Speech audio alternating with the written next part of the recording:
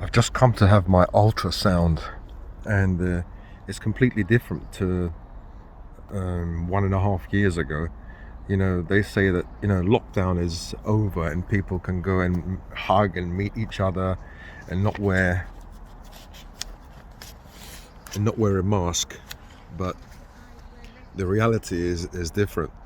Last time I came here, okay, I'll see you in a minute. So, as I was saying, everybody has to wait outside in their cars. No one is allowed inside the actual clinic. And because I think it's because it's a private company, they have their own rules. Because Boris Johnson, I think, said that today people can, it's the end of lockdown, people can go and meet their, and hug their relatives and tentatively start coming out of lockdown because so many people have taken the vaccine. I haven't. I'm not one of them.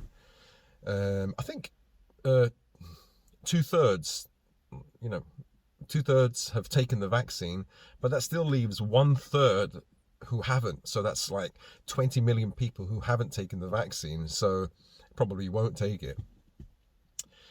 Yeah. Anyway, forget about the vaccine for a second. Yeah. What are the results? My results are not good and not bad. So basically the same.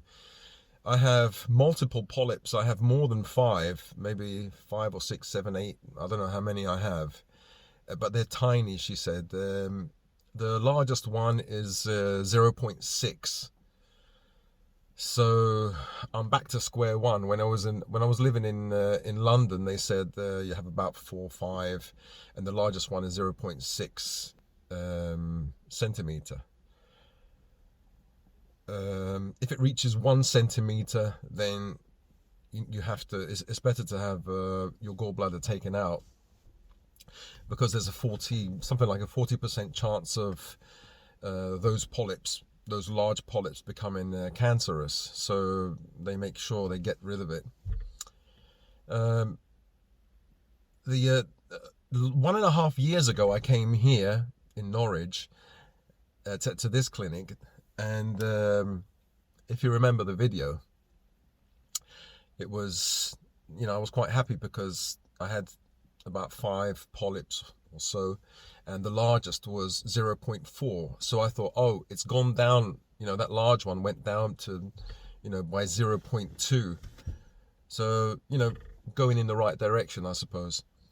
But the ladies today said, well, sometimes you just can't see them, and, you can't see the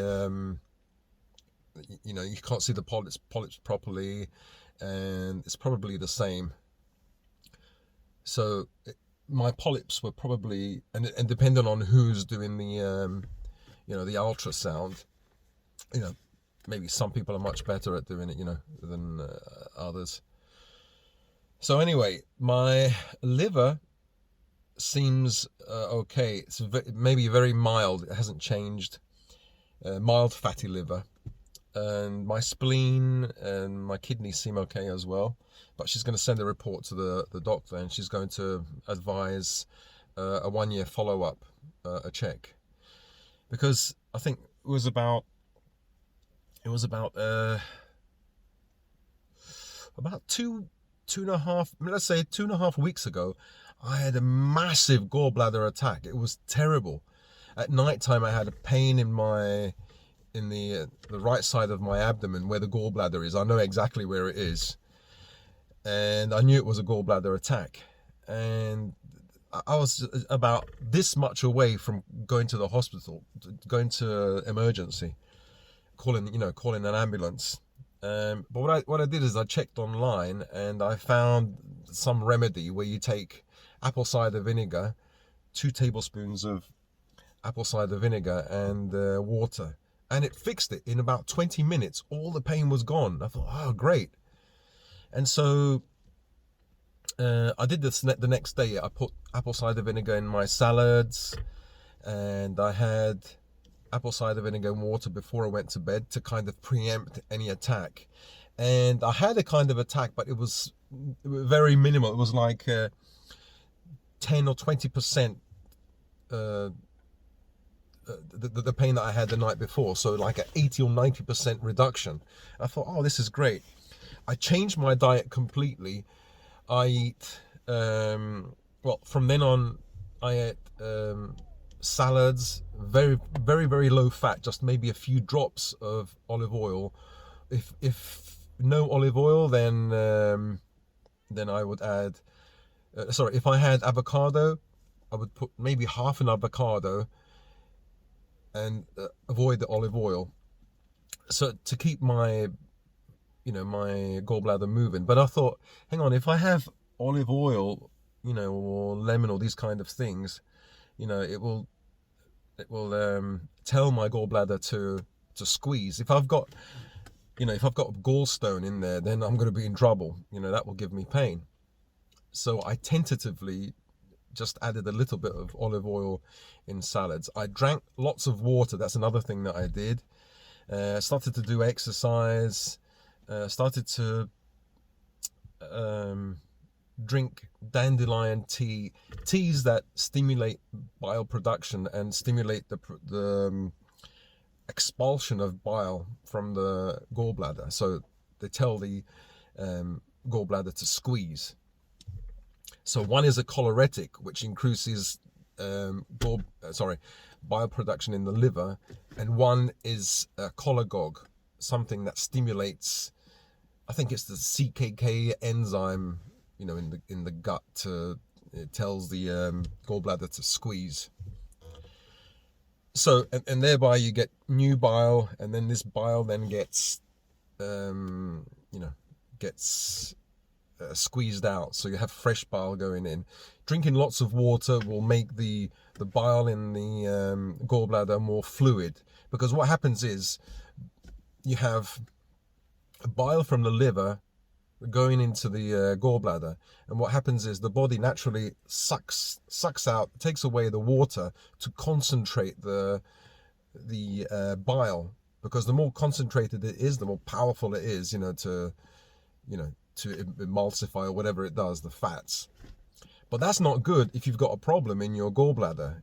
If you've got sludge, polyps, gallstones, or whatever, if you have a problem, you want that bile to be a bit more liquid, So by drinking more water, it kind of interferes with this like a drying process, this concentrating process.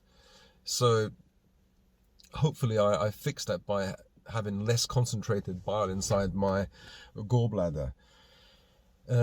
These are things that I should have done, that I should be doing, but you binge, don't you? You lapse.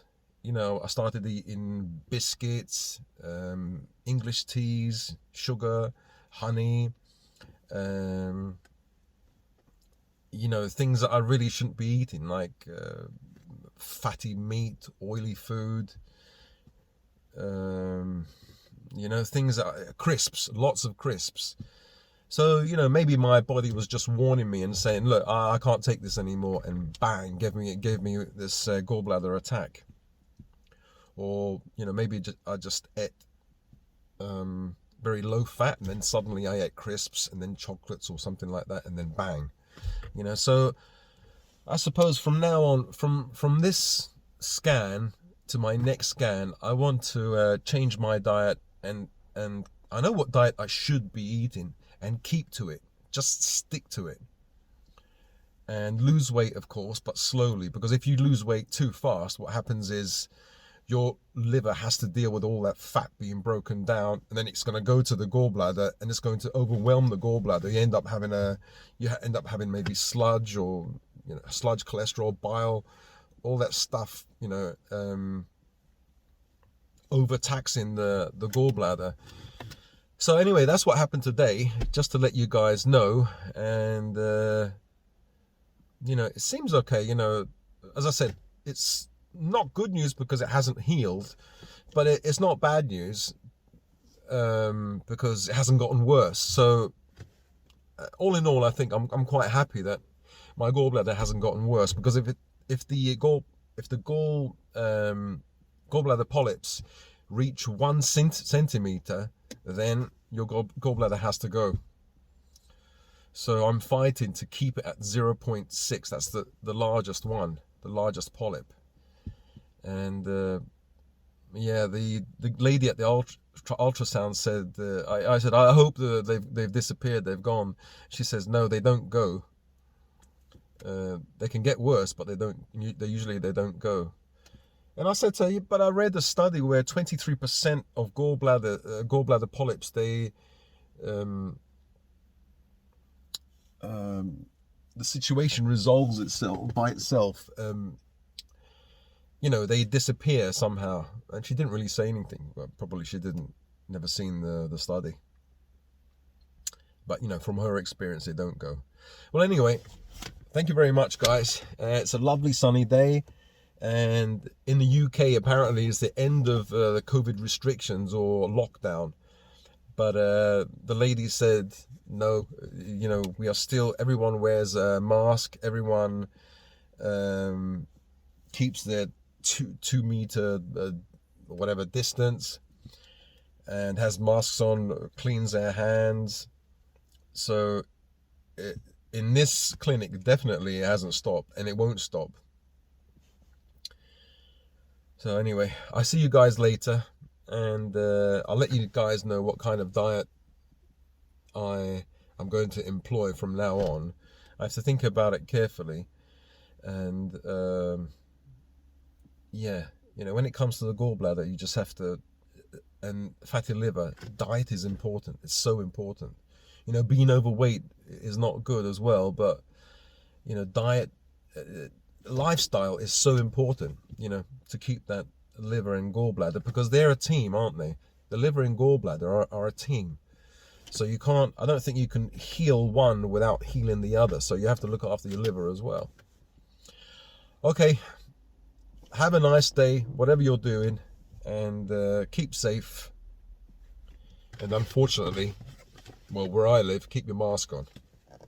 Okay, see you guys later. Bye.